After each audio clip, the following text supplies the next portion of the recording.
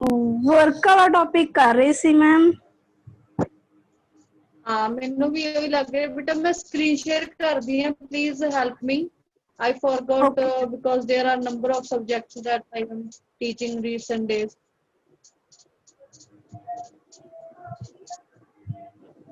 Which one बेटा? शायद मैं वर्क कैरीज एंड लिवलीहुड वाले टॉपिक तो स्टार्ट करना है। हाँ जी, that is work, career and livelihood. बेटा पढ़ोगे?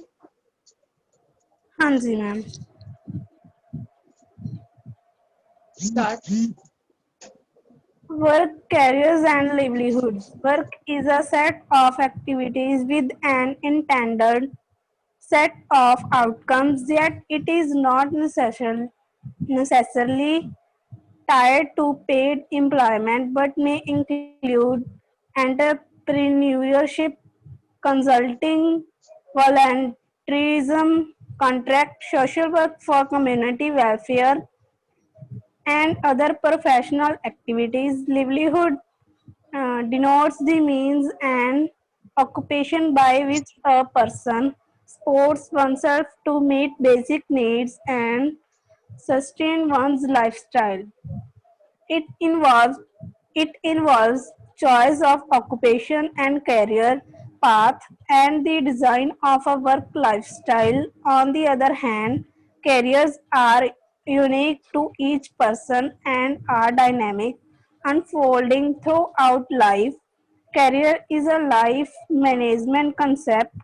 Growing in one's career is a lifelong process that involves managing roles, maintaining a balance between paid and unpaid work, learning personal life roles, and making transitions whenever or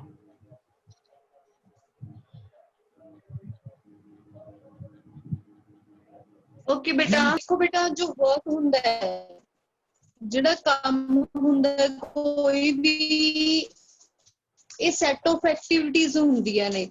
ਠੀਕ ਹੈ, ਜਦੋਂ ਕੋਈ ਵੀ ਇਨਸਾਨ ਇੱਕ ਇਸ ਨੂੰ ਕ੍ਰਾਸ ਕਰ ਜਾਂਦਾ ਹੈ, ਲਾਈਕ ਤੁਸੀਂ ਹੁਣ +1 ਦੇ ਵਿੱਚੋਂ ਜਦੋਂ ਤੁਸੀਂ 18 ਸਾਲ ਦੀ ਕ੍ਰਾਸ ਕਰ ਗਏ ਤਾਂ ਉਹ ਤੁਹਾਡਾ ਜਿਹੜਾ ਕਰੀਅਰ ਬਣਾਉਣ ਦਾ ਟਾਈਮ ਸਟਾਰਟ ਹੋ ਜਾਣਾ ਹੈ। ਠੀਕ ਹੈ, 18 ਸਾਲ ਦੀ ਉਮਰ ਤੋਂ ਬਾਅਦ ਹਰ ਇੱਕ ਪਰਸਨ ਹੈ ਜੋ ਇੱਕ ਇਸ ਤਰ੍ਹਾਂ ਦੀ ਸਟੇਜ ਦੇ ਵਿੱਚ ਪੈਰ ਰੱਖਦੇ ਹਾਂ ਜਿੱਥੋਂ ਆਪਣਾ ਕਰੀਅਰ ਸਟਾਰਟ ਹੋ ਜਾਂਦਾ ਹੁੰਦਾ ਹੈ। ਠੀਕ ਹੈ, ਸੋ ਜਿਹੜਾ ਵੀ ਹੁਣ ਕੰਮ ਕਰਨਾ ਹਰ ਇੱਕ ਇਨਸਾਨ ਦੇ ਲਈ ਜ਼ਰੂਰੀ ਹੁੰਦਾ ਬੇਟਾ। ਕਈ ਲੋਕ ਆਪਣਾ ਖੁਦ ਦਾ ਕੰਮ ਕਰਦੇ ਨੇ, ਕਈ ਜੌਬ ਕਰਦੇ ਨੇ, ਕਈ ਕੰਟਰੈਕਟ ਬੇਸ ਤੇ ਕੰਮ ਕਰਦੇ ਨੇ। So there are number of options that people do to make livelihood ਕੀ ਹੁੰਦੀ ਹੈ? ਤੁਸੀਂ ਆਪਣੇ ਜ਼ਿੰਦਗੀ ਜਿਉਣ ਦੇ ਲਈ ਕੀ ਇੰਤਜ਼ਾਮ ਕੀਤੇ ਹੋਏ ਨੇ, ਤੁਹਾਡਾ ਜਿਹੜਾ ਹੈਗਾ ਖਰਚਾ ਪਾਣੀ ਕਿੱਥੋਂ ਚੱਲੇਗਾ। ਠੀਕ ਹੈ ਬੇਟਾ, ਹੁਣ ਤੁਸੀਂ +1 ਕਲਾਸ ਚੋਂ ਨੈਕਸਟ ਈਅਰ +2 ਚ ਹੋ ਜਾਣਾ ਹੈ, ਫਿਰ +2 ਪਾਸ ਆਊਟ ਹੋ ਜਾਓਗੇ। ਕਿੰਨਾ ਟਾਈਮ ਤੱਕ ਤੁਸੀਂ ਆਪਣੇ ਪੇਰੈਂਟਸ ਤੇ ਡਿਪੈਂਡੈਂਟ ਰਹੋਗੇ? ਕਰੀਅਰ ਬਣਾਉਣ ਦਾ ਮਤਲਬ ਇਹ ਹੁੰਦਾ ਕਿ ਤੁਸੀਂ ਨੇ ਆਪਣੇ ਆਪ ਨੂੰ ਡਿਵੈਲਪ ਕਰਨਾ ਹੈ। ਤੁਸੀਂ ਕੋਈ ਲਾਈਨ ਚੂਜ਼ ਕਰਨੀ ਹੈ, ਉਹਦੇ ਵਿੱਚ ਜ਼ਿਆਦਾ ਥੋੜੇ ਟਾਈਮ ਦੀ ਜ਼ਿਆਦਾ ਟਾਈਮ ਦੀ ਜੋ ਵੀ ਸਟੱਡੀ ਹੋਏਗੀ ਉਹ ਕਰਕੇ ਫਿਰ ਤੁਸੀਂ ਆਪਣੇ ਖੁਦ ਦੇ ਪੈਰਾਂ ਤੇ ਸਟੈਂਡ ਹੋ ਜਾਣਾ। ਸੋ ਦੈਟ ਕਿ ਤੁਹਾਨੂੰ ਕਦੇ ਜ਼ਰੂਰਤ ਨਾ ਪਵੇ ਕਿਸੇ ਤੋਂ ਕਿਸੇ ਅੱਗੇ ਹੱਥ ਫੈਲਾਉਣ ਦੀ। ਇੱਕ ਟਾਈਮ ਹੈਗਾ ਪੇਰੈਂਟਸ ਨੇ ਤੁਹਾਨੂੰ ਹੈਲਪ ਕਰਤੀ, ਤੁਹਾਨੂੰ ਪੜ੍ਹਾਤਾ ਲਿਖਿਆਤਾ ਹਨਾ 18 ਸਾਲ ਦੀ ਉਮਰ ਤੱਕ, ਬਟ ਉਸ ਤੋਂ ਬਾਅਦ ਜਿਹੜੀ ਹੈਗੀ ਖੁਦ ਦੀ ਜ਼ਿੰਮੇਵਾਰੀ ਹੁੰਦੀ ਹੈ ਕਿ ਅਸੀਂ ਆਪਣਾ ਕਰੀਅਰ ਬਣਾਉਣਾ ਹੈ।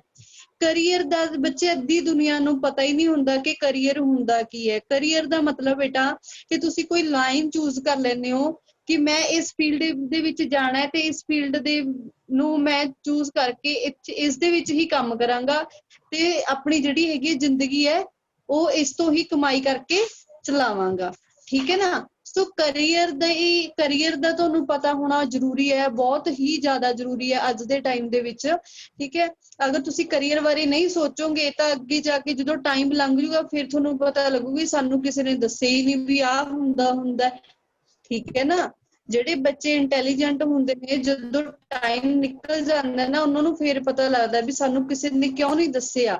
ਤੇ ਕੁਝ ਕੁ ਬੱਚੇ ਏਦਾਂ ਦੇ ਹੁੰਦੇ ਨੇ ਜਿਹੜੇ ਆਪ ਦਾ ਵੀ ਨਹੀਂ ਧਿਆਨ ਦਿੰਦੇ, ਬਹੁਤ ਸਾਰੇ ਹੁੰਦੇ ਨੇ ਜਿਹੜੇ ਧਿਆਨ ਰੱਖਦੇ ਨੇ।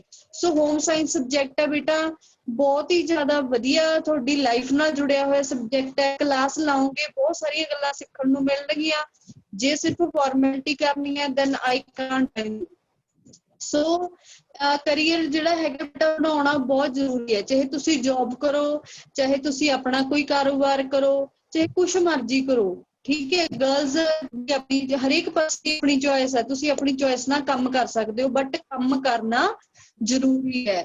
ਥੋੜਾ ਕਰੋ, ਜ਼ਿਆਦਾ ਕਰੋਗੇ ਹੌਲੀ ਹੌਲੀ, ਜੇ ਥੋੜਾ ਕਰੋਗੇ ਘੱਟ ਕਮਾਈ ਹੋਊਗੀ, ਜ਼ਿਆਦਾ ਕਰੋਗੇ ਜ਼ਿਆਦਾ ਕਮਾਈ ਹੋਏਗੀ। ਸੋ ਇਸ ਤਰੀਕੇ ਨਾਲ ਰਾਜੇ ਕਰੀਅਰ ਹੈ ਜਿਹੜਾ ਉਹ ਤੁਹਾਨੂੰ ਪਤਾ ਹੋਣਾ ਚਾਹੀਦਾ ਹੈ। ਸੋ ਤੁਸੀਂ ਹੁਣ ਘਰ ਫ੍ਰੀ ਹੋ, ਸਾਰਾ ਦਿਨ ਇੰਟਰਨੈਟ ਤੁਹਾਡੇ ਹੱਥ 'ਚ ਹੁੰਦਾ ਹੈ, ਸੋ ਤੁਸੀਂ ਕਰੀਅਰ ਦੇ ਬਾਰੇ ਸਰਚ ਜ਼ਰੂਰ ਕਰਿਓ। ਮੇਰੇ ਕਹਿਣ ਤੇ ਇਹ ਇੱਕ ਗੱਲ ਤਾਂ ਸਾਰੇ ਸਟੂਡੈਂਟਸ ਥੰਬਸ ਅਪ ਕਰੋ ਅਗਰ ਤੁਹਾਨੂੰ ਮੇਰੀ ਗੱਲ ਸਮਝ ਲੱਗ ਗਈ ਕਿ ਤੁਸੀਂ ਕਰੀਅਰ ਦੇਖਣਾ ਵੀ ਮੈਂ ਕਿ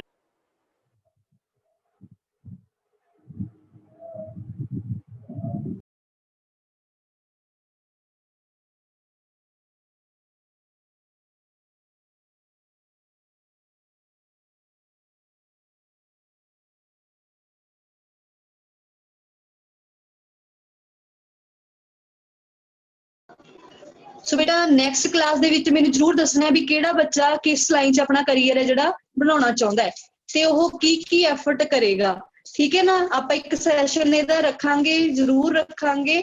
ਸੋ ਮੈਨੂੰ ਬੇਟਾ ਮੇਰਾ ਡਿਸਕਨੈਕਟ ਹੋ ਗਿਆ ਸੀਗਾ, ਮੈਨੂੰ ਤਰਨਦੀਪ ਦਾ ਥੰਬਸ ਅਪ, ਕੋਮਲ ਦਾ ਥੰਬਸ ਅਪ ਦਿਖਿਆ, ਜਸਪ੍ਰੀਤ ਦਾ ਦਿਖਿਆ, ਹੋਰ ਕਿਸੇ ਬੱਚੇ ਦਾ ਨਹੀਂ ਦਿਖਿਆ।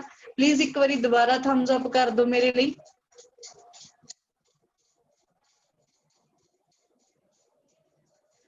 ਸੋ ਮੈਂ ਦੁਬਾਰਾ ਮੈਂ ਰਿਪੀਟ ਕਰ ਰਹੀ ਹਾਂ ਬੇਟਾ ਕਿ ਤੁਸੀਂ ਨੇ ਇਹ ਚੀਜ਼ ਸਰਚ ਕਰਨੀ ਹੈ ਇੰਟਰਨੈਟ ਤੋਂ ਕਿ ਮੈਂ ਕਿਸ ਲਾਈਨ 'ਚ ਆਪਣਾ ਕਰੀਅਰ ਬਣਾ ਸਕਦਾ, ਠੀਕ ਹੈ। How to make career after +2 ਤੁਸੀਂ ਇਹ YouTube ਤੇ ਸਰਚ ਕਰ ਸਕਦੇ ਹੋ, ਜਾਂ ਤੁਹਾਨੂੰ ਜਿਹੜੀ ਚੀਜ਼ ਵਧੀਆ ਲੱਗਦੀ ਹੈ ਉਹਦੇ ਬਾਰੇ ਸਰਚ ਕਰ ਸਕਦੇ ਹੋ ਇੰਟਰਨੈਟ ਤੇ ਵੀ ਉਹ 'ਚ ਕੀ ਆਪਸ਼ਨ ਨੇ ਜਿਨ੍ਹਾਂ ਨਾਲ ਮੈਂ ਜ਼ਿੰਦਗੀ 'ਚ ਮੈਂ ਆਪਣੇ ਪੈਰਾਂ ਤੇ ਖੜਾ ਹੋ ਸਕਦਾ, ਠੀਕ ਹੈ ਬੇਟਾ। So now let's start our topic after this very important discussion. Jaspreet, पढ़ो बेटा next. हाँ जी मैम। मैम वेयर एवर तो स्टार्ट करा।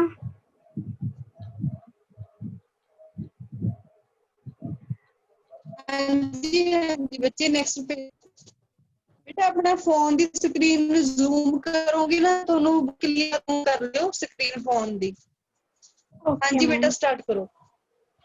Wherever necessary to move towards a personally determined future, the Webster Dictionary defines career as a field for or pursuit of consecutive progressive achievement, especially in public, professional, or business life, and work as the labor, task, or duty that is one's accustomed means of livelihood, profession, or occupation chosen as one's life's work, whatever one chooses in a holistic sense.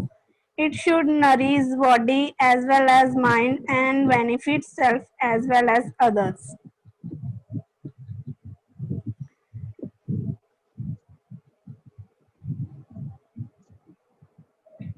ਸੋ ਬੇਟਾ ਕਹਿੰਦੇ ਜਿਹੜਾ ਆਪਾਂ ਕੰਮ ਕਰਦੇ ਆ ਤੁਸੀਂ ਨਾ box ਦੇ ਵਿੱਚ ਧਿਆਨ ਦਿਓ ਸਾਰੇ ਬੱਚੇ, ਜਿਹੜਾ ਇਧਰ ਸਾਈਡ ਤੇ ਬਾਕਸ ਦਿੱਤਾ ਹੋਇਆ ਹੈ ਗ੍ਰੀਨ ਲਾਈਨ ਦੇ ਵਿੱਚ।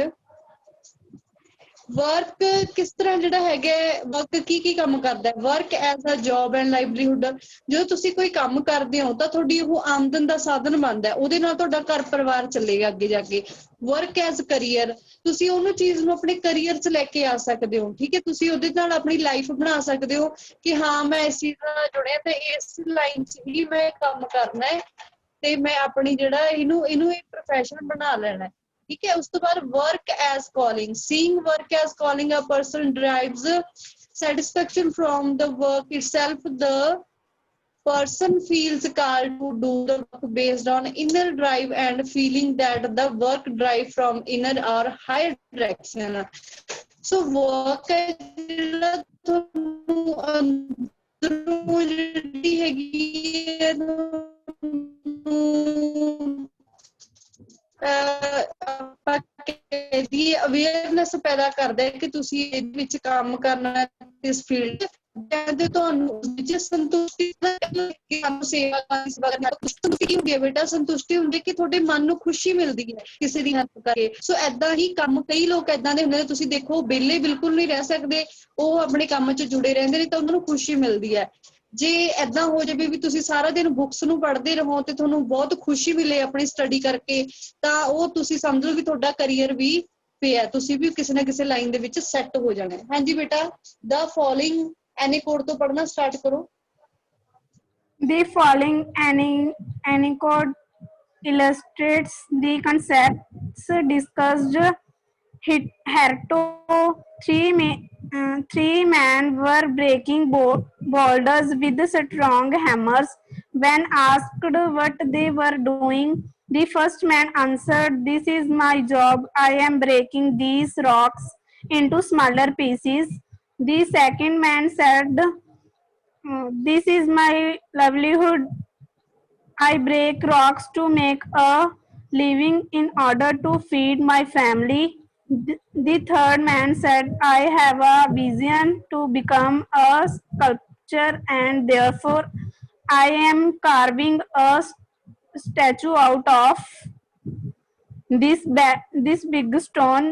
The third man visualized that each hammer blow would contribute to the shaping of his career, while the first and second men were clearly focused on ਹਾਂਜੀ ਬੱਚੇ, ਲਿਸਨ ਟੂ ਮੀ। ਬੇਟਾ ਇਹਦੇ ਵਿੱਚ ਦੱਸਿਆ ਗਿਆ ਹੈ ਕਿ ਜਿਹੜੇ ਤਿੰਨ ਪਰਸਨ ਨੇਗੇ, ਉਹ ਕੋਈ ਤਿੰਨ ਜਾਣੇ ਇੱਕ ਪੱਥਰ ਨੂੰ ਤੋੜ ਰਹੇ ਸੀਗੇ, ਠੀਕ ਹੈ। ਤਾਂ ਜਦੋਂ ਉਹਨਾਂ ਤੋਂ ਪੁੱਛਿਆ ਗਿਆ, ਬੇਟਾ ਸਮਨਦੀਪ ਸਿੰਘ ਕੌਣ ਹੈ? Why are you doing like that? Who is Samandeep Singh? ਹਾਂਜੀ ਸਮਨਦੀਪ ਬੇਟਾ, ਕੀ ਪ੍ਰੋਬਲਮ ਹੈ? Can you tell me please?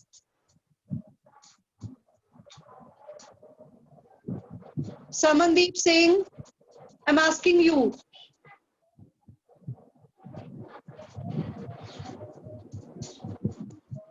This is so cheap. पढ़ने नहीं आए हो बेटा, क्लास लगाओ। जे नहीं लगानी, you can remove from here. Why are you disturbing others? ਜੇ ਹੁਣ ਮੈਨੂੰ ਪਤਾ ਲੱਗਿਆ ਤੁਸੀਂ ਕੋਈ ਸਕ੍ਰੈਚ ਮਾਰਿਆ ਕਿਸੇ ਵੀ ਬੱਚੇ ਨੇ ਸਕਰੀਨ ਦੇ ਉੱਪਰ, ਰਾਜੇ ਰਿਮੂਵ ਕਰ ਦੇਣਾ ਕਲਾਸ ਤੋਂ ਤੇ ਮੁੜ ਕੇ ਐਡ ਨਹੀਂ ਕਰਨਾ, ਤੇ ਮੈਂ ਉਹਦੀ ਕੰਪਲੇਂਟ ਕਰ ਦੇਣੀ ਹੈ, ਜਾਂ ਫਿਰ ਤੁਹਾਡੇ ਘਰ ਕਾਲ ਜਾਏਗੀ। ਬਿਹੇਵ ਲਾਈਕ ਸਟੂਡੈਂਟਸ, ਓਕੇ ਬੇਟਾ। ਤਿੰਨ ਪਰਸਨ ਸੀਗੇ, ਪੱਥਰ ਤੋੜ ਰਹੇ ਨੇ, ਠੀਕ ਹੈ ਨਾ। ਤਾਂ ਜਦੋਂ ਉਹ ਪੱਥਰ ਤੋੜ ਰਹੇ ਨੇ ਤਾਂ ਪੁੱਛਿਆ ਗਿਆ, ਪਹਿਲੇ ਪਰਸਨ ਨੂੰ ਪੁੱਛਿਆ ਗਿਆ ਕਿ ਤੂੰ ਕੀ ਕਰ ਰਹੀ ਹੈ? ਉਹ ਕਹਿ ਰਹੇ ਵੀ ਮੈਂ ਇਹਨੂੰ ਤੋੜ ਰਹੀ ਹਾਂਗਾ, ਤੇ ਇਹ ਮੇਰਾ ਕੀ ਹੈ, ਮੈਂ ਇਹਨੂੰ ਤੋੜ ਕੇ ਮੈਂ ਮਤਲਬ ਤੇ ਮੈਂ ਉਸ ਪੈਸਿਆਂ ਦੇ ਨਾਲ ਆਪਣੀ ਫੈਮਿਲੀ ਵਾਸਤੇ ਖਾਣਾ ਲੈ ਕੇ ਜਾਊਂਗਾ, ਠੀਕ ਹੈ। ਦਾ ਜਿਹੜਾ ਸੈਕਿੰਡ ਪਰਸਨ ਸੀਗਾ, ਤਾਂ ਉਹ ਕੀ ਕਹਿੰਦਾ, ਪਹਿਲਾ ਪਰਸਨ ਕਹਿੰਦਾ ਵੀ ਮੈਂ ਪੀਸਿਸ ਚ ਤੋੜ ਰਿਹਾ, ਉਹਨੇ ਕੁਛ ਨਹੀਂ ਦੱਸਿਆ ਕਿ ਮੈਂ ਕੀ ਕਰਨਾ, ਉਹਨੇ ਜਸਟ ਪੀਸਿਸ ਚ ਤੋੜ ਰਿਹਾ। ਸੈਕਿੰਡ ਕੀ ਕਰ ਰਿਹਾ, ਕਹਿੰਦਾ ਇਹਨੂੰ ਤੋੜ ਕੇ ਵੀ ਮੈਨੂੰ ਕੁਛ ਨਾ ਕੁਛ ਪੈਸੇ ਮਿਲਣਗੇ ਤੇ ਮੈਂ ਆਪਣੀ ਫੈਮਿਲੀ ਦਾ ਜਾ ਕੇ ਗੁਜ਼ਾਰਾ ਚੱਲੂਗਾ ਉਹਦੇ ਨਾਲ। ਜਿਹੜਾ ਤੀਸਰਾ ਪਰਸਨ ਸੀਗਾ, ਉਹ ਕੀ ਕਹਿੰਦਾ, ਕਹਿੰਦਾ ਵੀ ਇਹ ਪੱਥਰ ਨੂੰ ਤੋੜ ਕੇ ਤੁਸੀਂ ਦੇਖੋ ਵੀ ਕਿੰਨੀ ਵਧੀਆ ਮੂਰਤੀ ਤਿਆਰ ਹੁੰਦੀ ਹੈ। ਦੇਖੋ ਜਿਹੜੇ ਫਸਟ ਟੂ ਪਰਸਨ ਨੇ, ਉਹ ਪੱਥਰ ਨੂੰ ਪੱਥਰ ਦੀ ਤਰ੍ਹਾਂ ਹੀ ਲੈ ਰਹੇ ਨੇ, ਪਰ ਜਿਹੜਾ ਤੀਸਰਾ ਪਰਸਨ ਹੈ, ਉਹ ਜਿਹੜਾ ਹੈਗਾ ਉਹ ਪੱਥਰ ਦੇ ਵਿੱਚੋਂ ਕ੍ਰੀਏਟੀਵਿਟੀ ਕਰ ਰਿਹਾ ਹੈ। ਸੋ ਇਹ ਹਰੇਕ ਪਰਸਨ ਦਾ ਆਪਣਾ ਦਿਮਾਗ ਹੁੰਦਾ ਹੈ ਕਿ ਉਹ ਕਿਸੇ ਚੀਜ਼ ਨੂੰ ਕਿਸ ਤਰੀਕੇ ਨਾਲ ਲੈ ਰਿਹਾ ਹੈ, ਠੀਕ ਹੈ ਨਾ। ਸੋ ਉਹ ਕਹਿੰਦਾ ਵੀ ਇਹ ਜਿਹੜਾ, ਉਹ ਤਾਂ ਜਸਟ ਉਹਨੂੰ ਪੱਥਰ ਸਮਝਦੇ ਆ ਵੀ ਤੋੜਨਾ ਸਾਡਾ ਕੰਮ ਹੈ, ਤੋੜ ਕੇ ਆਪਣਾ ਚਲੇ ਜਾਓ। ਬਟ ਇੱਕ ਜਿਹੜਾ ਤੀਸਰਾ ਪਰਸਨ ਹੈ, ਉਹ ਕੀ ਕਰੇਗਾ, ਉਹ ਉਹਨੂੰ ਘੜ ਦੇਗਾ, ਉਹਨੂੰ ਸ਼ੇਪ ਦੇਗਾ। ਜਿਹੜੀ ਸ਼ੇਪ ਦਿੱਤੀ ਜਾਊਗੀ ਉਹ ਕੀ ਹੋਊਗੀ, ਅੱਗੇ ਜਾ ਕੇ ਮਾਰਕੀਟ ਦੇ ਵਿੱਚ ਬਹੁਤ ਮਹਿੰਗੀ ਵਿਕੂਗੀ। ਸੋ ਬੇਟਾ ਹਰ ਇੱਕ ਪਰਸਨ ਦਾ ਆਪਣਾ ਆਪਣਾ ਮਾਈਂਡ ਸੈਟ ਹੁੰਦਾ ਹੈ। ਦੇਖੋ ਤੁਸੀਂ ਸਟੱਡੀ ਕਰਦੇ ਹੋ, ਕਈ ਬੱਚੇ ਏਦਾਂ ਦੇ ਨੇ ਜਿਨ੍ਹਾਂ ਨੂੰ ਕਲਾਸ ਲਾਉਣੀ ਬਹੁਤ ਔਖੀ ਲੱਗਦੀ ਹੈ, ਵੀ ਹਾਏ ਹਾਏ ਕਲਾਸ ਲਾਉਣੀ ਪਊ, ਨਹੀਂ ਸਕੂਲ ਵਾਲੇ ਫੋਨ ਕਰ ਦੇਣਗੇ, ਉਹਨਾਂ ਦੀ ਮਜਬੂਰੀ ਹੈ। ਕਈ ਬੱਚੇ ਏਦਾਂ ਦੇ ਨੇ ਜਿਨ੍ਹਾਂ ਨੂੰ ਪਤਾ ਹੈ ਕਿ ਸਾਡਾ ਸਿਲੇਬਸ ਚੱਲ ਰਹੀ ਹੈ, ਸਾਡੇ ਐਗਜ਼ਾਮ ਹੋਣੇ ਨੇ, ਤੇ ਮੈਂ ਅੱਗੇ ਕਰੀਅਰ ਬਣਾਉਣਾ ਹੈ, ਤੇ ਮੈਂ ਪਾਸ ਹੋਣਾ ਹੈ, ਮੈਂ ਇਹ ਕਰਨਾ, ਮੈਂ ਉਹ ਕਰਨਾ, ਠੀਕ ਹੈ। ਸੋ ਏਦਾਂ ਦੇ ਸਟੂਡੈਂਟ ਹੁੰਦੇ ਨੇ। ਕਈ ਸਟੂਡੈਂਟ ਏਦਾਂ ਦੇ ਹੁੰਦੇ ਨੇ ਵੀ ਜਿਹੜੇ ਕਹਿੰਦੇ ਨੇ ਚਲੋ ਆਪਾਂ ਕਲਾਸ ਜੁਆਇਨ ਕਰਦੇ ਹਾਂ ਤੇ ਜਾ ਕੇ ਉੱਥੇ ਜਲੂਸ ਕੱਢਦੇ ਆਪਾਂ, ਠੀਕ ਹੈ। ਟੀਚਰ ਨੂੰ ਤੰਗ ਕਰਦੇ ਆ ਤੇ ਬਾਕੀਆਂ ਨੂੰ। ਸੋ ਇਹ ਆਪਣਾ ਆਪਣਾ ਨਜ਼ਰੀਆ ਹੁੰਦਾ ਬੇਟਾ, ਕੋਈ ਕਿਸੇ ਚੀਜ਼ ਨੂੰ ਕਿਸ ਤਰੀਕੇ ਨਾਲ ਦੇਖਦਾ, ਕੋਈ ਕਿਸੇ ਤਰੀਕੇ ਨਾਲ ਦੇਖਦਾ। ਤੇ ਤੁਸੀਂ ਇਹ ਦੇਖੋ ਵੀ ਜਿਹੜਾ ਸਕਲਪਚਰ ਦੀ ਤਰ੍ਹਾਂ ਦੇਖ ਰਿਹਾ ਉਹਨੂੰ, ਪੱਥਰ ਨੂੰ, ਤਾਂ ਉਹ ਬੰਦਾ ਸਭ ਤੋਂ ਜ਼ਿਆਦਾ ਸਮਾਰਟ ਹੈ। ਸੋ ਇਸੇ ਤਰੀਕੇ ਨਾਲ ਉਹ ਬੱਚੇ ਵੀ ਤੋਂ ਜ਼ਿਆਦਾ ਸਮਾਰਟ ਹੁੰਦੇ ਨੇ ਜਿਹੜੇ ਕਲਾਸ ਨੂੰ ਸਿਰਫ ਮਜਬੂਰੀ ਦੇ ਤੌਰ ਤੇ ਅਟੈਂਡ ਨਹੀਂ ਕਰਦੇ ਔਰ ਉਹਨੂੰ ਇਸ ਤਰ੍ਹਾਂ ਸਮਝਦੇ ਨੇ ਕਿ ਹਾਂਜੀ ਸਾਡੀ ਲਾਈਫ ਹੈ ਜਿਹੜੀ ਉਹ ਸਾਡੀ ਸਟੱਡੀ ਤੇ ਬੇਸਡ ਹੈ। ਅੱਜ ਜਿੱਦਾਂ ਦੀ ਸਟੱਡੀ ਕਰ ਰਹੇ ਹੋ ਬੇਟਾ ਤੁਸੀਂ, ਤੁਹਾਨੂੰ ਕੱਲ ਨੂੰ ਜਾ ਕੇ ਉਦਾਂ ਦਾ ਲਾਈਫ ਸਟਾਈਲ ਮਿਲੇਗਾ। ਜੇ ਅੱਜ ਹਾਰਡ ਵਰਕ ਕਰੋਗੇ ਤੁਸੀਂ ਕੱਲ ਨੂੰ ਕਿਸੇ ਵਧੀਆ ਜੌਬ ਤੇ ਜਾਂ ਵਧੀਆ ਬਿਜ਼ਨਸ 'ਚ ਸੈੱਟ ਹੋ ਜਾਓਗੇ। ਜੇ ਅੱਜ ਤੁਸੀਂ ਇਸ ਤਰੀਕੇ ਨਾਲ ਜਲੂਸ ਕੱਢਣਾ, ਬੇਕਾਰ ਕੰਮ ਕਰਨੇ ਨੇ, ਤਾਂ ਤੁਹਾਨੂੰ ਜਲੂਸ ਹੀ ਨਿਕਲਣਾ, ਇਹ ਵੀ ਯਾਦ ਰੱਖਿਓ।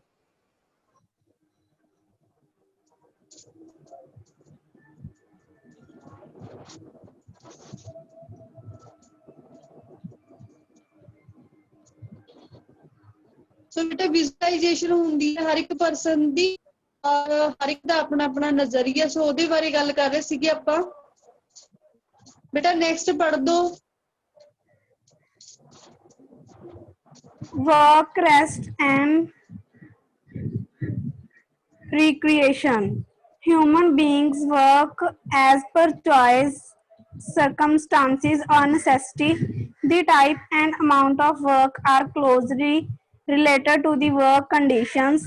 They determine Recreation.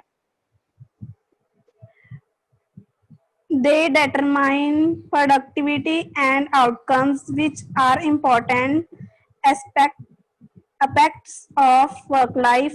To ensure better output and productivity, all human beings perforce need to rest, relax, recover from fatigue, and refresh themselves. Therefore, to ensure good quality of life and well-being, it is important to avail of bus opportunities.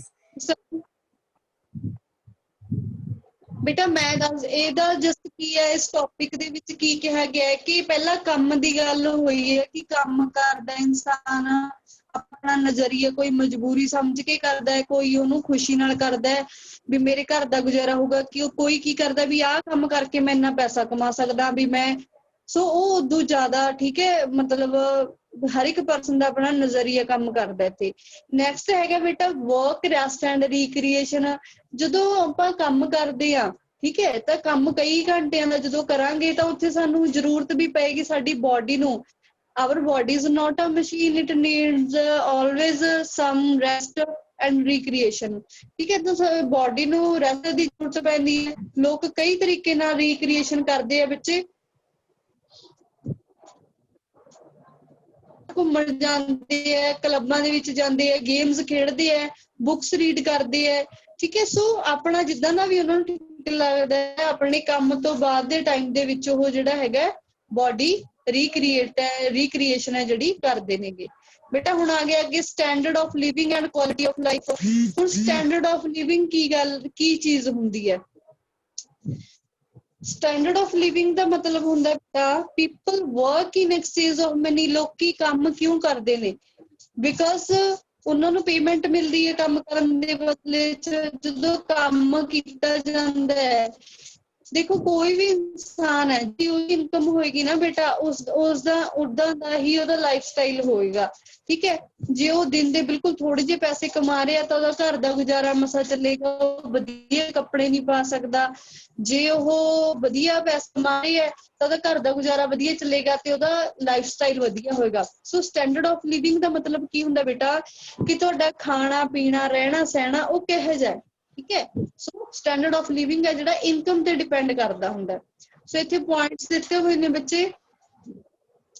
Standard of living commonly refer to factors. ਕੁਝ ਕੁ factor ਨੇਗੇ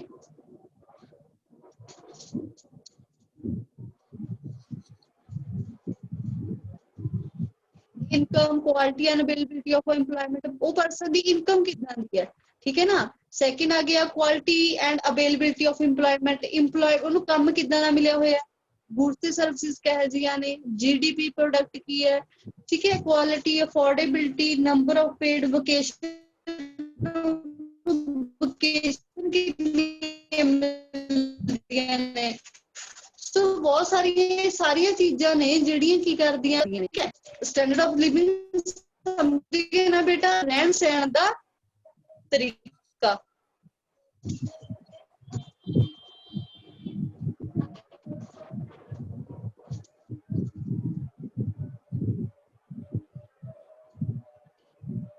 ਇੱਕ ਸ਼ਬਦ ਹੁੰਦਾ ਬੇਟਾ GDP, ਆ ਜਿਹੜਾ blue ਉਹਦੇ ਵਿੱਚ ਲਿਖਿਆ ਹੋਇਆ ਆ ਰਿਹਾ ਤੁਹਾਡੇ ਸਾਹਮਣੇ, blue color the words are in it. GDP is the value of goods and services produced within the geographic boundaries of a nation within a specific period of time. It is commonly used to measure national income and output.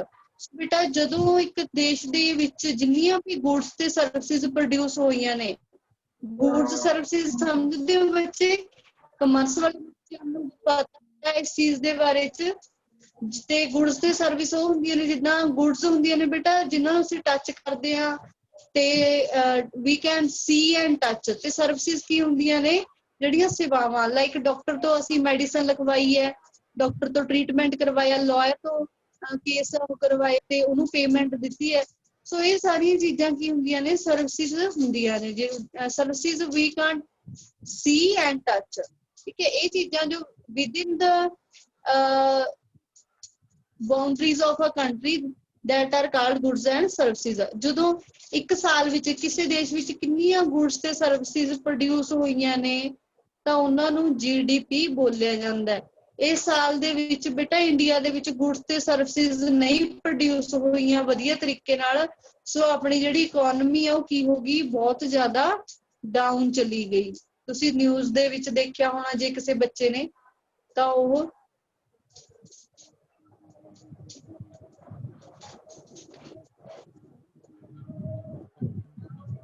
Sorry ਬੇਟਾ ਇਹ ਥੋੜਾ ਜਿਹਾ system ਇਹਦਾ ਹੋਰ ਹੈ।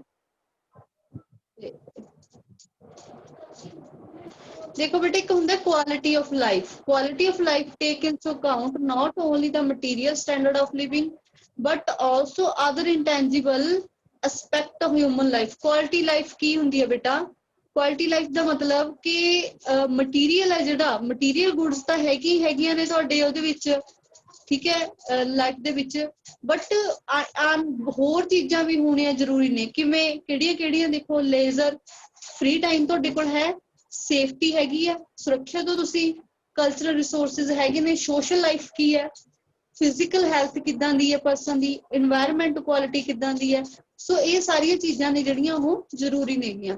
ਸੋ ਇੱਥੇ the United Nation universal declaration of human right adopted 1948 has provided list of factor ਹੈ ਰਾਜੇ, ਬਹੁਤ ਸਾਰੇ ਫੈਕਟਰਸ ਨੇ ਜਿਹੜੇ ਮਿਲਣੇ ਚਾਹੀਦੇ ਨੇ ਹਰੇਕ ਇਨਸਾਨ ਨੂੰ। ਹਰੇਕ ਇਨਸਾਨ ਨੂੰ ਜ਼ਿੰਦਗੀ ਜਿਉਣ ਲਈ ਇਹ ਜਿਹੜੇ ਫੈਕਟਰ ਨੇ ਉਹ ਹੋਣੇ ਚਾਹੀਦੇ ਨੇ। Freedom from slavery and torture, ਕਿਸੇ ਵੀ ਪਰਸਨ ਨੂੰ ਫਰੀडम ਹੋਣਾ ਚਾਹੀਦਾ, ਆਜ਼ਾਦੀ ਹੋਣਾ ਚਾਹੀਦਾ, ਕੋਈ ਉਹਨੂੰ ਤੰਗ ਨਾ ਕਰੇ, ਟਾਰਚਰ ਨਾ ਕਰੇ। ਇਕੁਅਲ ਪ੍ਰੋਟੈਕਸ਼ਨ ਆਫ ਲਾਅ ਹੈ ਜਿਹੜਾ ਉਹ ਸਾਰਿਆਂ ਨੂੰ ਇੱਕ ਤਰੀਕੇ ਸੇਮ ਤਰੀਕੇ ਨਾਲ ਸਾਰਿਆਂ ਨੂੰ ਪ੍ਰੋਟੈਕਟ ਕਰੇ। ਇਹ ਨਹੀਂ ਹੈਗਾ ਵੀ ਕਿਸੇ ਪਰਸਨ ਨੂੰ ਲਾਅ ਜਿਹੜਾ ਹੈਗਾ ਪ੍ਰੋਟੈਕਟ ਕਰ ਰਿਹਾ ਤੇ ਕਿਸੇ ਤੇ ਇਲਜ਼ਾਮ ਲਗਾ ਰਿਹਾ, ਰਾਈਟ। ਫਰੀडम ਫਰੋਮ ਡਿਸਕ੍ਰਿਮੀਨੇਸ਼ਨ, ਕੋਈ ਵੀ ਪੱਖਪਾਤ ਨਹੀਂ ਹੋਣਾ ਚਾਹੀਦਾ ਜਾਤੀ ਦੇ ਬੇਸ ਤੇ ਜਾਂ ਕਿਸੇ ਹੋਰ ਚੀਜ਼ ਤੇ। ਫਰੀडम ਆਫ ਮੂਵਮੈਂਟ, ਲੋਕਾਂ ਨੂੰ ਮੂਵਮੈਂਟ ਕਰਨ ਦੀ, ਫਰੀडम ਕਰਨ ਦੀ ਜਿਹੜੀ ਹੈਗੀ ਹੈ ਹੋਣੀ ਚਾਹੀਦੀ ਹੈ, ਆਜ਼ਾਦੀ ਹੋਣੀ ਚਾਹੀਦੀ ਹੈ। Freedom of residence within the home country, ਆਪਣੇ ਦੇਸ਼ 'ਚ ਰਹਿਣ ਦੀ ਆਜ਼ਾਦੀ ਹੋਣੀ ਚਾਹੀਦੀ ਹੈ। Presumption of innocence unless proven guilty, ਉਹ ਪਰਸਨ ਨੂੰ ਤੁਸੀਂ ਇਨੋਸੈਂਸ ਹੀ ਰੱਖੋਗੇ, ਬੇਕਸੂਰ ਹੀ ਮੰਨੋਗੇ ਜਿੰਨਾ ਟਾਈਮ ਉਹਦੀ ਕੋਈ ਗਲਤੀ ਪ੍ਰੂਫ ਨਹੀਂ ਹੋ ਸਕਦੀ, ਠੀਕ ਹੈ। ਰਾਈਟ ਟੂ ਮੈਰਿਜ ਕਰਵਾਉਣ ਦਾ ਉਹਨੂੰ ਅਧਿਕਾਰ ਹੋਣਾ ਚਾਹੀਦਾ, ਠੀਕ ਹੈ। Right to have a family, ਤੇ ਉਸਦੇ ਪਰਿਵਾਰ ਬਣਾਉਣ ਦਾ ਵੀ ਰਾਈਟ ਹੋ ਸਕਦਾ, ਜਿਹੜਾ ਉਹਦਾ ਆਪਣਾ ਪਰਿਵਾਰ ਹੈ ਉਹਦੀ ਸਾਂਭ ਸੰਭਾਲ ਕਰਦਾ। Right to be treated equally, ਕਿਸੇ ਵੀ ਪਰਸਨ ਨੂੰ ਇਕੁਅਲੀ ਟ੍ਰੀਟ ਕਰਨਾ ਚਾਹੀਦਾ। ਇਹ ਨਹੀਂ ਹੈਗਾ ਵੀ ਕਿਸੇ ਨੂੰ ਵੱਡਾ ਸਮਝ ਕੇ ਉਹਨੂੰ ਜ਼ਿਆਦਾ ਵਧੀਆ ਤਰੀਕੇ ਨਾਲ ਟ੍ਰੀਟ ਕੀਤਾ ਜਾਂਦਾ, ਤੇ ਜੇ ਕੋਈ ਗਰੀਬ ਹੈ ਤਾਂ ਉਹਦੇ ਨਾਲ ਕੋਈ ਆਪਾਂ ਕਹਿ ਦਈਏ ਮਤਲਬ ਉਹਨੂੰ ਅੱਛਾ ਨਹੀਂ ਸਮਝਿਆ ਜਾਂਦਾ, ਠੀਕ ਹੈ, ਏਦਾਂ ਨਹੀਂ ਹੋਣਾ ਚਾਹੀਦਾ। ਨੈਕਸਟ ਹੈ ਬੇਟਾ ਰਾਈਟ ਟੂ ਪ੍ਰਾਈਵੇਸੀ, ਹਰ ਇੱਕ ਪਰਸਨ ਨੂੰ ਆਪਣੀ ਪ੍ਰਾਈਵੇਸੀ ਰੱਖਣ ਦਾ ਰਾਈਟ ਹੈ। ਫਰੀडम ਆਫ ਥਾਟ, ਸੋਚਣ ਦੀ ਆਜ਼ਾਦੀ ਹੈ। फ्रीडम ऑफ रिलीजन, जिहड़ा मर्जी धर्म तुसी अपना सकदे हो। नैक्सट है बेटा फ्रीडम चॉइस ऑफ इंप्लॉयमेंट, तुसी जो चाहे काम कर सकते हो, जिहड़ा भी कारोबार है वो कर सकते हो। राइट टू फेयर पे, हर एक परसन नू जिहड़ा हैगा ये अधिकार है कि ਉਹਨੂੰ ਉਹਦੇ ਕੰਮ ਦੇ ਅਨੁਸਾਰ ਤਨਖਾਹ ਜਿਹੜੀ ਉਹ ਮਿਲਣੀ ਚਾਹੀਦੀ ਹੈ। Equal pay for equal work, ਜਿਹੜਾ ਜੇ ਕਿਸੇ ਵੀ ਜਗ੍ਹਾ ਤੇ ਦੋ ਬੰਦੇ ਇੱਕੋ ਜਿਹੇ ਕੰਮ ਕਰ ਰਹੇ ਨੇ, ਇੱਕੋ ਜਿਹਾ ਕੰਮ ਕਰ ਰਹੇ ਨੇ, ਤਾਂ ਉਹਨਾਂ ਨੂੰ ਪੇ ਵੀ ਕੀ ਹੋਣੀ ਚਾਹੀਦੀ ਹੈ, ਇਕੁਅਲ ਹੀ ਮਿਲਣੀ ਚਾਹੀਦੀ ਹੈ।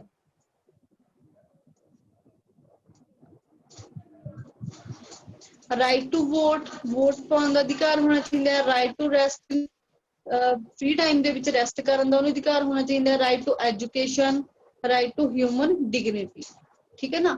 ਸੋ ਉਹਨੂੰ ਆਪਣੇ ਵਿਚਾਰਾਂ ਦੀ ਖੁੱਲ੍ਹ ਵੀ ਹੈ ਜਿਹੜੀ ਉਹ ਹੋਣੀ ਚਾਹੀਦੀ ਹੈ, ਠੀਕ ਹੈ। ਸੋ ਬੇਟਾ ਇਹ ਜਿਹੜੇ ਸੀਗੇ ਇਹ ਪੁਆਇੰਟਸ ਸੀਗੇ ਕੁਛ ਕੁ।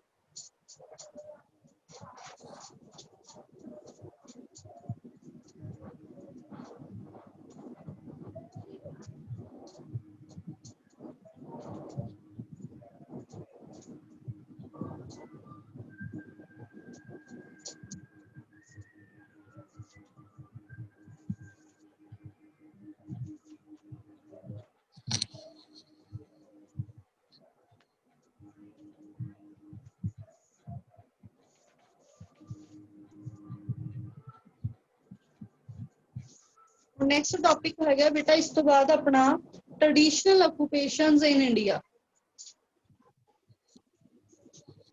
ਤੇ ਆਪਣੀ ਕਲਾਸ ਦਾ ਟਾਈਮ ਵੀ ਬਹੁਤ ਘੱਟ ਰਹਿ ਗਿਆ ਬੇਟਾ।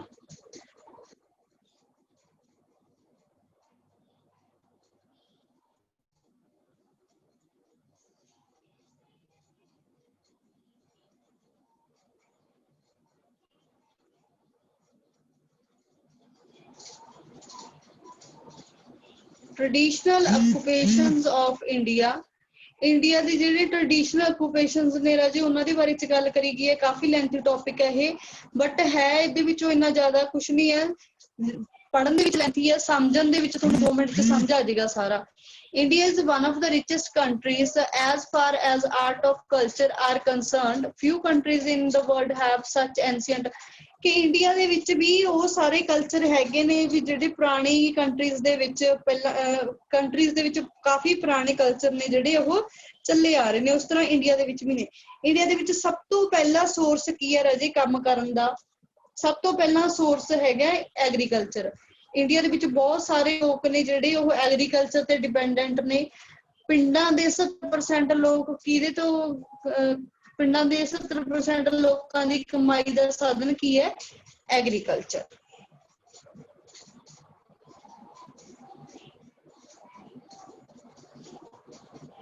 ਉਸ ਤੋਂ ਬਾਅਦ ਹੈਗਾ ਬੇਟਾ ਹੈਂਡੀਕ੍ਰਾਫਟ।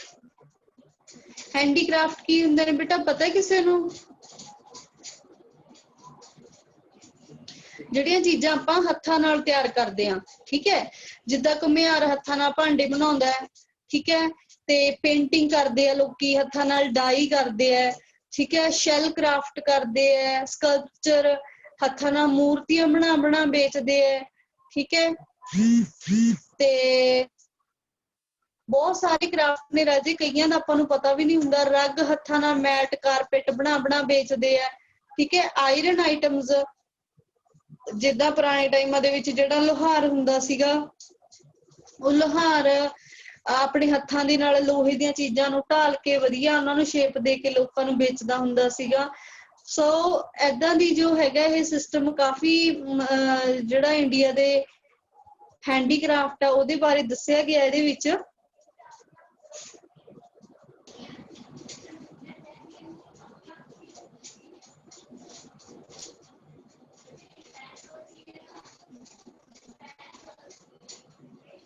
ਇਹ ਦੇਖੋ ਬੇਟਾ ਇਹ ਜਿਹੜੀਆਂ ਹੈਗੀਆਂ ਸ਼ੋਲਾ ਕ੍ਰਾਫਟ ਆਫ ਉੜੀਸਾ, ਇਹ ਹੱਥਾਂ ਨਾਲ ਬਣਾਏ ਹੋਏ ਨੇ। ਚਨਪਟਨਾ dolls of Karnataka, stone sculpture, ਇਹ ਸਾਰੇ ਜਿਹੜੇ ਹੱਥਾਂ ਦੇ ਹੀ ਹੁੰਦੇ ਨੇ ਇਹ, ਠੀਕ ਹੈ। ਉਸ ਤੋਂ ਬਾਅਦ ਚ ਐਮਬਰਾਇਡਰੀ ਵਰਕ ਵੀ ਆ ਜਾਂਦਾ ਰਾਜੇ ਦੇ ਵਿੱਚ। ਜਿਹੜਾ ਐਮਬਰਾਇਡਰੀ ਵਰਕ ਕੀ ਹੁੰਦਾ ਹੈ? ਹੱਥਾਂ ਦੇ ਨਾਲ ਕਢਾਈਆਂ ਕਰਨੀਆਂ। ਇਹ ਵੀ ਇੰਡੀਆ ਦਾ ਇੱਕ ਬਹੁਤ ਪੁਰਾਣਾ ਆਪਾਂ ਕਹਿ ਦਈਏ ਰੁਜ਼ਗਾਰ ਦਾ ਸਾਧਨ ਹੈ।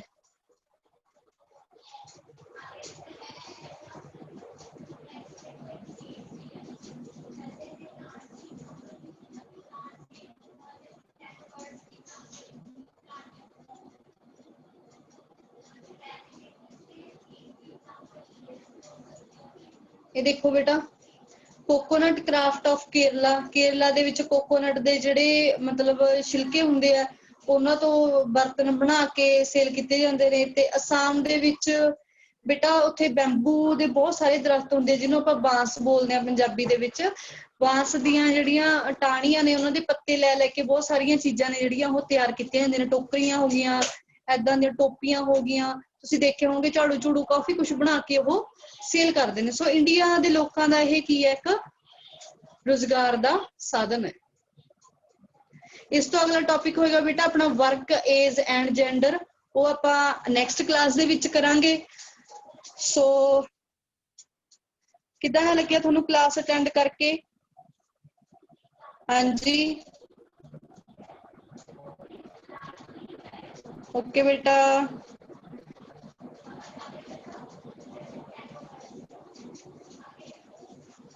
ਸੋ ਬੇਟਾ ਆਪਣੀ ਕਲਾਸ ਜਿਹੜੀ ਤੁਹਾਡੀ ਇਹਦੀ ਹੋਮ ਸਾਇੰਸ ਦੀ ਜ਼ਰੂਰ ਟਾਈਮ ਤੇ ਲਗਾਉਣੀ ਆ ਸਾਰੇ ਸਟੂਡੈਂਟਸ ਨੇ।